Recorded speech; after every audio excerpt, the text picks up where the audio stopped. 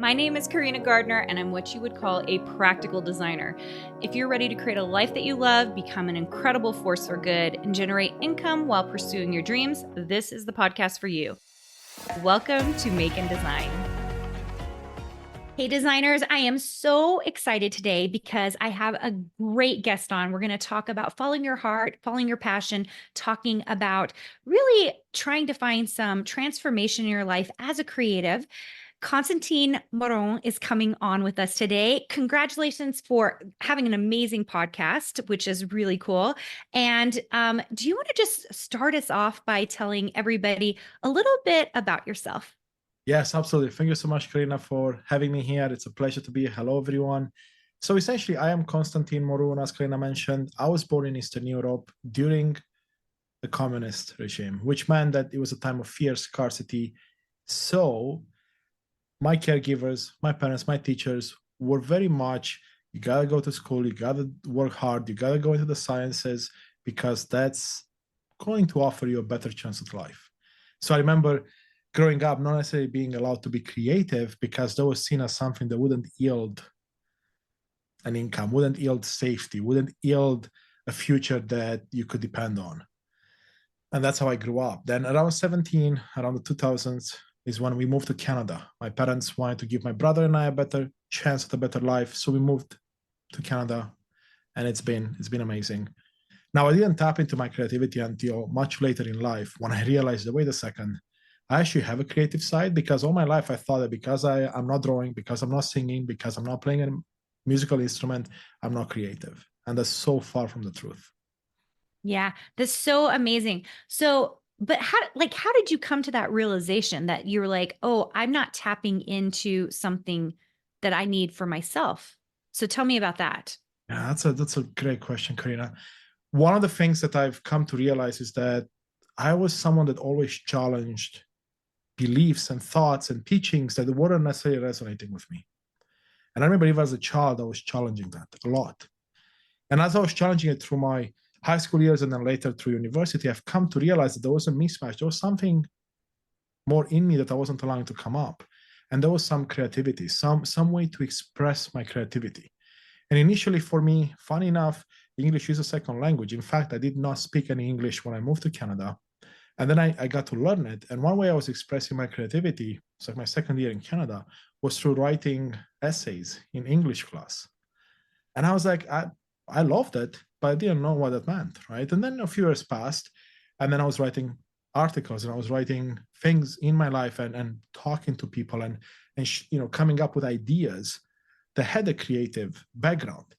And eventually I had some entrepreneurial adventures, which again had to do a lot with creativity. I played professional poker for a while, which led into me coaching professional poker for about 10 years, creating a lot of content because I was hired by the biggest website out there to create content, so videos, written content, live streaming, you name it. And that's how I realized, wait, I am creative because I'm not only putting myself out there, but I'm coming up with new ways of doing things that have been done before. I'm coming up with new ways to engage an audience and bring them along the journey. And then, of course, from there, you went into many other things. And today, the podcast, my social media content, a lot of other things. Yeah. Okay. I have to ask you about this poker thing because this is very interesting. Yes. First of all, it's interesting that that was the thing that made you realize that you're creative. That I think I'm very curious about that. Like through the process of doing that, did you just realize you had a special skill, or like tell me more about that? It's a bit of all of the above that you mentioned.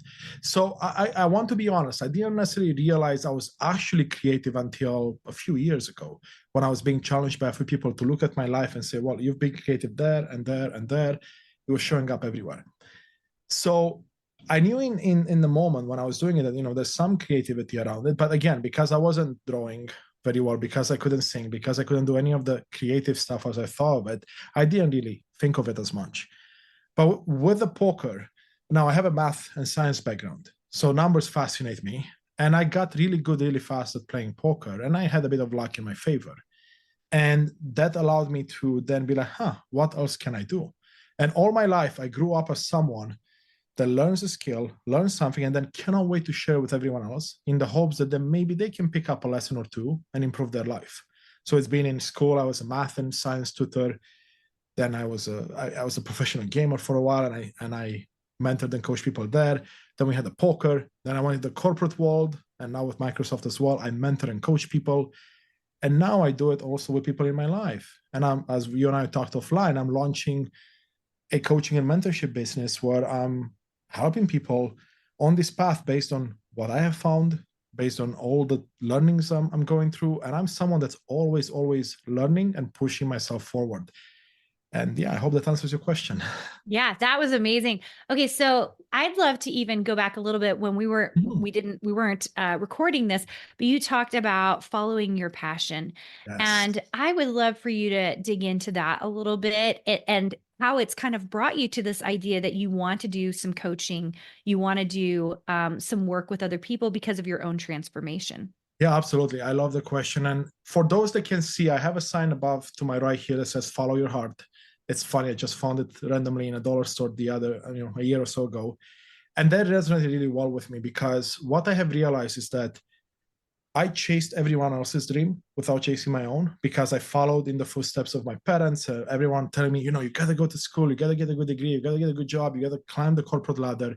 And I did all of that. And I had quote unquote the American dream, Canadian dream, shiny toys, great career, great family life. And yet I felt empty inside. Yet I was depressed. Yet I had anxiety and burnout and stress.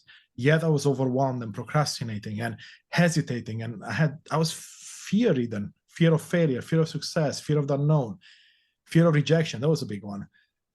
And in the search to do something, to find like, okay, what's really there underneath? Why can't I feel happy for a longer period of time? Why can't I bring fulfillment and joy in my life? And this coincided with the pandemic, where I had to work long hours to help enable people to work from home, which was very rewarding, but very taxing on my mental, emotional, spiritual, and physical health. And in 2021, I made a decision. I said, enough is enough. I am doing therapy. It's not really doing anything. I don't want to go on any drugs. So what else is there? And I remember the conversation I had with one of my students when I used to teach poker. And he told me about plant medicines from Native America and all over the world. And one in particular is called ayahuasca. And at the time when he told me 15 years ago or so, 12, 15 years ago, I dismissed it. I said, that's crazy. I'm never going to touch anything like that. Because you see, I've never been drunk, nor have I taken drugs. I don't see a need for it. It wasn't something that I wanted to do. I'll have a drink occasionally, but that's it. So anyway, in 2021, this feeling came up and it's like, wow, I'm here at the calling. I need to go do this. I need to experience this. I need to explore this. So like I do with everything else in life, I spent thousands of hours researching, watching videos, reading books, listening to podcasts, talking to people about this plant medicine and what it can do. And then I was sold by the end of it, by summer of 2021, but things were closed, borders were closed, so I couldn't go anywhere. So all I did is I booked everything for early 2022. And that's when I went to Ecuador. I spent 12 days participating in the plant medicine and the mental health retreat. And that was what I would call my spiritual awakening, my awakening to the reality, to what I've been missing all my life, to who my true self was, and the changes that I need to make in my life. It was beyond transformation for me and everyone that attended. I made some amazing friends there. But really, coming back from that, I was in the honeymoon period. However, my depression and my anxiety and my stress, my burnout didn't go anywhere because nothing else changed in my life. And that actually sent me for my deepest, darkest hours because I had to sit with all those emotions to integrate everything that I've learned. Now, in that time, despite it being as negative as it was, that's when I found my purpose, my why, as I call it. And I said, you know what? I'm going to start following my heart. And it wasn't until beginning of 2023 when I said, one of the ways I'll do it is through the podcast. And in the process of doing the podcast, and of course, my transformation journey continued. And I had made, I would say, fast progress compared to like what I was seeing around me. And people would tell me, hey, you do more in a month than I've done in 12 months.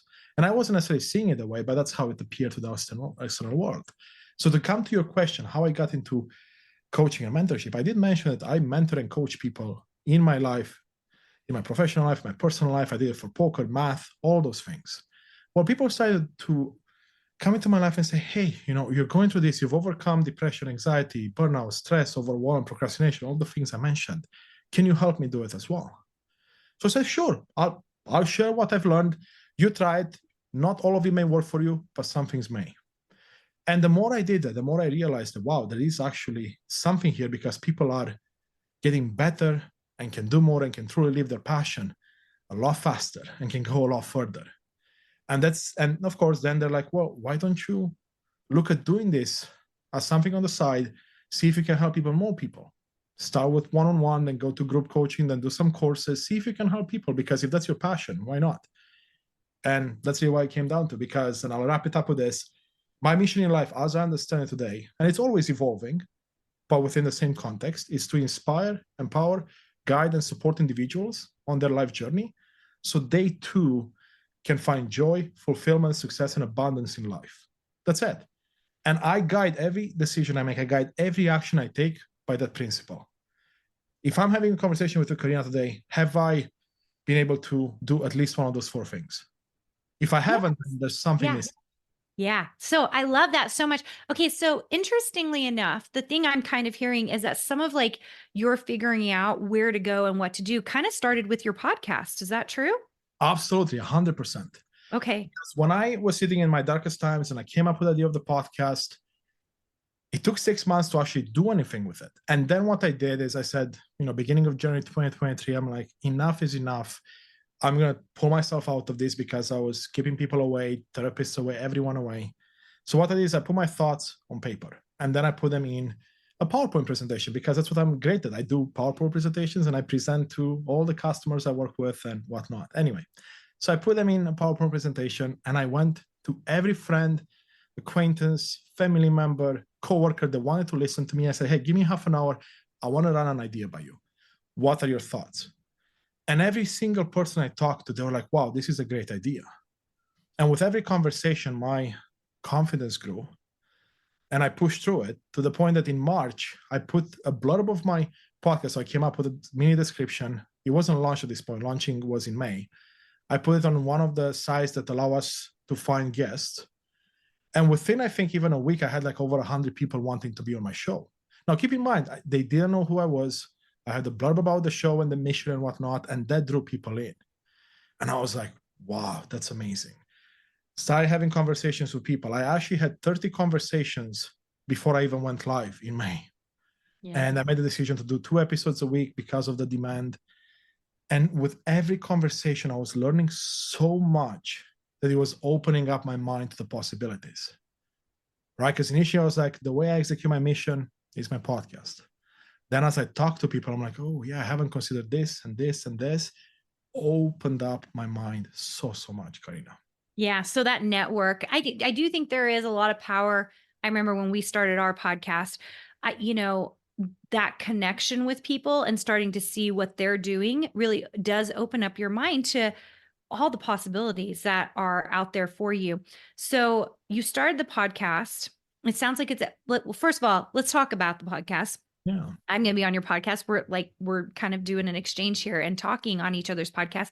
Tell everyone the name of it and what you guys focus on. Yes. So the name is Unleash Thyself, which is essentially a name that came to me as an idea that I want myself to unleash the best version of me possible, which means I also want others to experience that. So it's all about becoming the best version of yourself, the version that you know deep inside you can be. And it's all about personal and professional development, self-discovery, so going inwards for the answers, but also spirituality. And spirituality not tied to any particular religion, but to the idea that we are connected, we are all connected, we're connected to nature because we are nature. There's something greater than that we can see, and there's so many things that we don't know. And that's really where this comes from, having an open mind and being like, I'll bring guests on that have a beautiful story to share, something they've done in life, like yourself and others, and then just have a beautiful conversation. And that was the beginning of my podcast. Now, halfway through the year, last year, I realized I loved sharing my story and what I've learned. So I've switched up where 1 episode a week is a guest interview and conversation, and 1 is me picking up a topic and going deep into it. And where possible, I'll look at the science, I'll do the research, and I'll come back with that information for the audience. Yeah, so incredible. So good. You guys, if you want to go check it out, it's called Unleash. Remind me again, Unleash Your... Thyself. Unleash Thyself, you guys. So amazing. So good.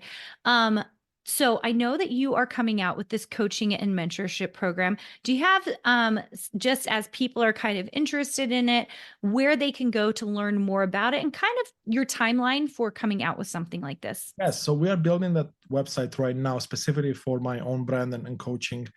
For now, I'll speak high level on it. I mean, there's a couple of things that one can do, but as I mentioned before, the big catalyst for me was finding my why, my purpose, and then living it every day. So that's what the first one I'm coming up with, is focused on. It's a 10 to 14 weeks, depending on how much time people can dedicate on, it's called purpose to action. So on identifying your purpose, inventorying to see how much of it shows up in your life, and then being intentional about bringing more of it into your life. And then underneath all of it is underpinned by psychology, by science, and the idea of rebooting and rewiring your brain, meaning that we look at all those limiting beliefs that we have, all those things that we've learned and we've taken as ours that are not really ours, all the boxes that we drew around ourselves as to why we cannot achieve something. And we break those boxes. And by breaking those boxes and uncovering the why, the people that I've had through the program so far have seen amazing transformations over 5 weeks, 6 weeks, 8 weeks. Yeah, that is amazing. So, so good. I love this idea of working on purpose because especially right now, we're kind of early in the year. Sometimes people have New Year's resolutions, kind of figuring out what they want to do. And I just had a conversation with a couple of other CEOs. We were just talking about how at the end of the day, it really is about purpose because like everything else kind of ends up not mattering, right? Oh, 100%. You're so spot on there, because I looked at my life, right? And when I uncovered my purpose and I did my own inventory, I was like, most of the things I do in life are not backed by this, because I was showing up as an unauthentic version of myself in many areas because I had a fear of rejection, a fear of not fitting in. And then what I realized is, okay, well, is there any wonder I'm depressed and I'm feeling anxious and I'm feeling burnt out and stressed out and overwhelmed if I'm not actually following my heart and if I'm not actually being who I'm supposed to be? Now, again, you're not going to find all the answers right away, but at least you find, it's kind of like the chicken and the egg, right? Do you find who you are first, or do you find what your purpose is? I argue that it could be either or, but if you start with your purpose, at least from there, it would let you know who you are, and then it can build on each other, and it will evolve over time.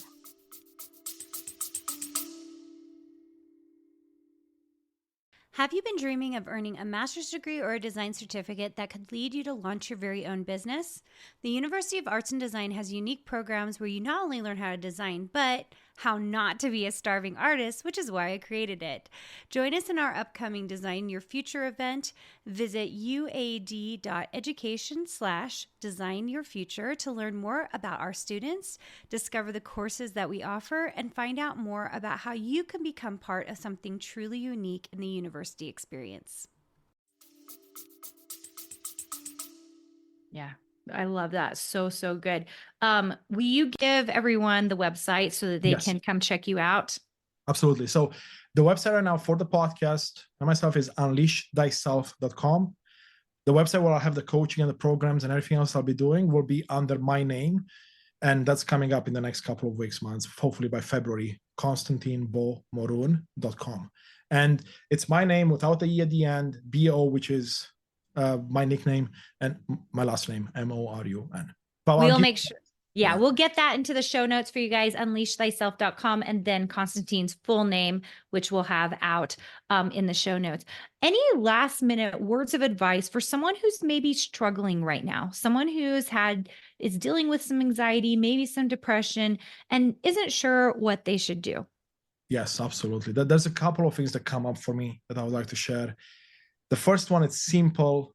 I know some people may hear it and be like, nah, that's not me. But know that you have the power to change absolutely everything and anything in your life.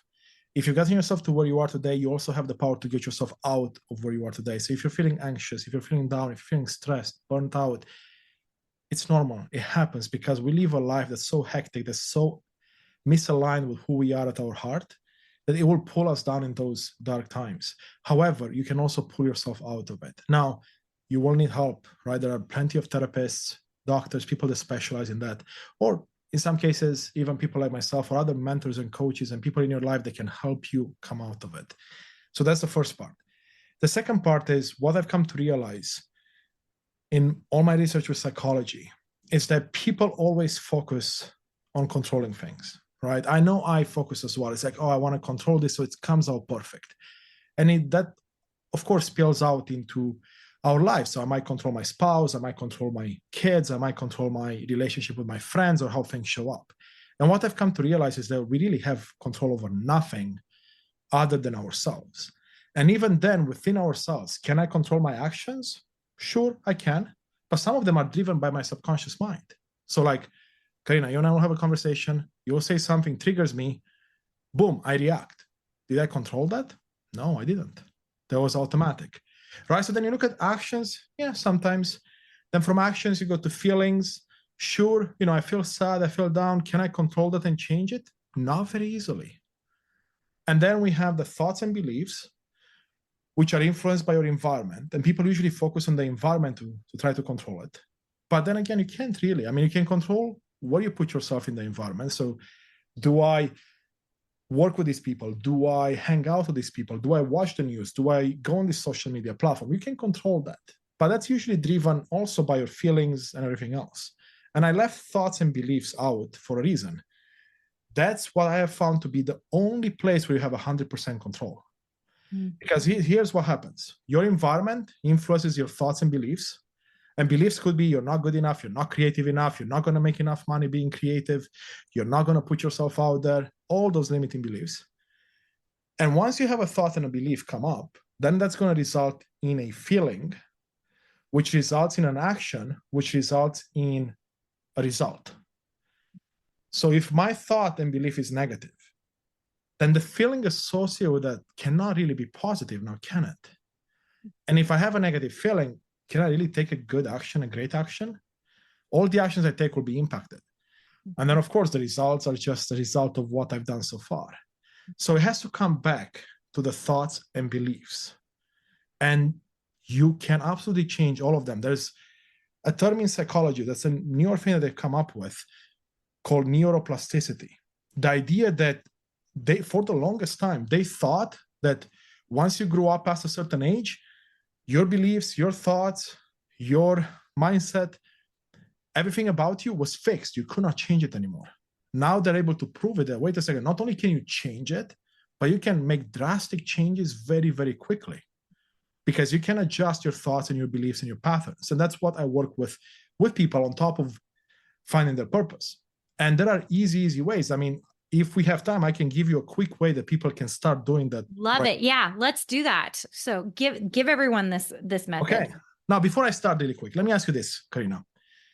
Let's say you're working on the computer, right? You're just going about your day. Then you have a thought come up and say, oh yeah, I need to go do that. Maybe pick up a pen and paper from the kitchen, do something specific. You get up, you go to the kitchen, you get there and you're like, why did I come here for? Does that happen to you? That happens multiple times a day to me. Yes. You know what's funny? That's absolutely normal. That's actually a physiological response that we have built into us automatically. So what happened in the case is literally you're thinking something, then you interrupted the pattern and you walked away. That's all done automatically.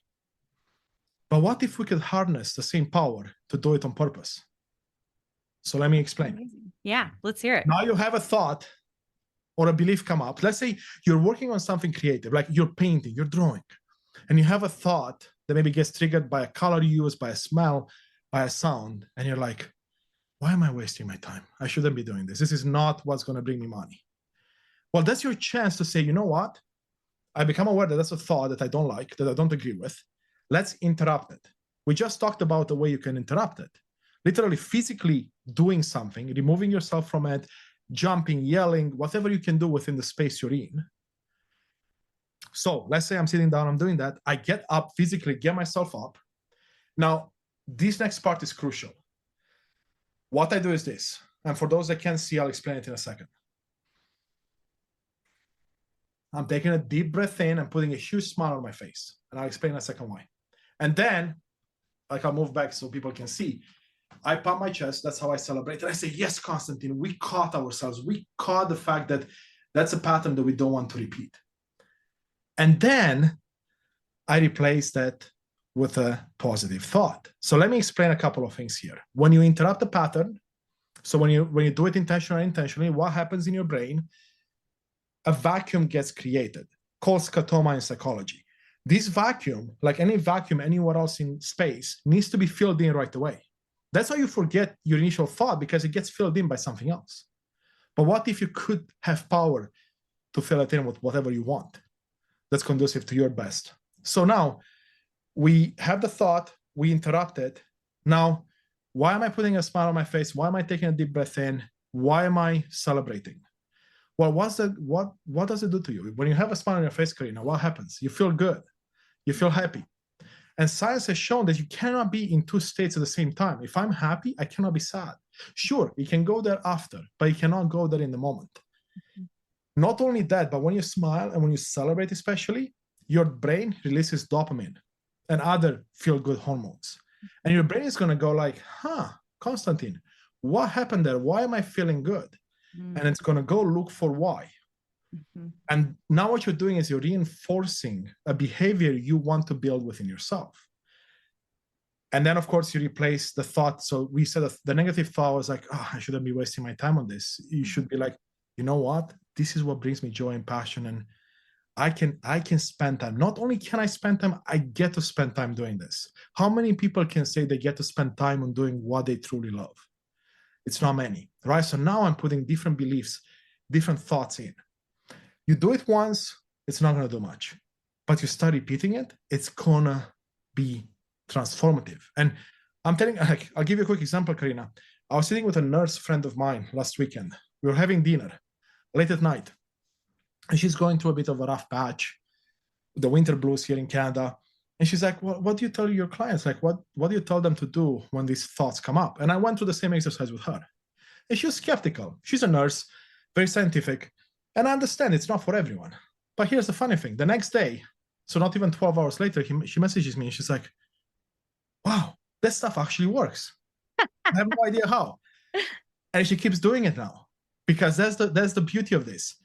There's something called negativity bias that we all grew up with, because that's part of our physiology as well, which will make you navigate towards negativity. And it will allow you to see negativity faster than anything else and withdraw it. Again, that's because of our evolution, which means that we have to work a bit harder on the positive stuff. Yeah, that is totally true. And it's so interesting because I was just telling my team this because they are showing that bots on Instagram, that's like related to this, bots on Instagram initially did positive comments, but found that they got no response. Yes. So that's why you see all these bots that say negative things, because they get a response. Exactly. And if you think, logically, that's what I've come to realize. I'm like, I use logic now to look back. Think about 100 years and before, let's say 1,000 years ago. You lived in a very dangerous world. Anything and everything can kill you, right? Anything was a danger to you. So if the negative thoughts and the negativity around you wouldn't make its way faster than everything else to your brain, to your unconscious mind, so you can act, you would likely be dead, which means that evolutionarily we couldn't evolve that way, because we would be killed off a lot faster. So we're fighting against a machine that doesn't change overnight. And that's okay, because in this world, we still have negative things to worry about, but not nearly as much as before. Mm-hmm. So once we know that knowledge is power, as they say, right? Once you become aware of it, and I say awareness is half the battle, then you can do something about it. You can still choose to do nothing, which is fine.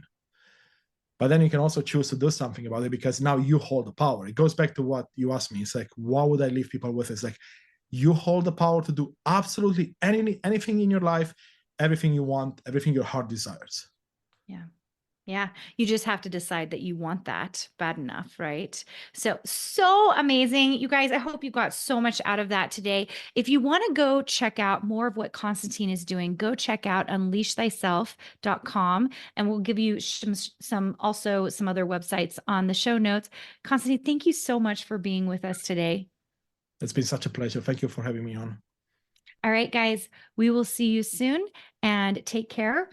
We just want you to continue that amazing creative life. We'll see you soon. Bye. Did you know you have access to more free design content, die cut files, and sewing patterns? Join our exclusive VIP group for free by going to designsweetcourses.com/free.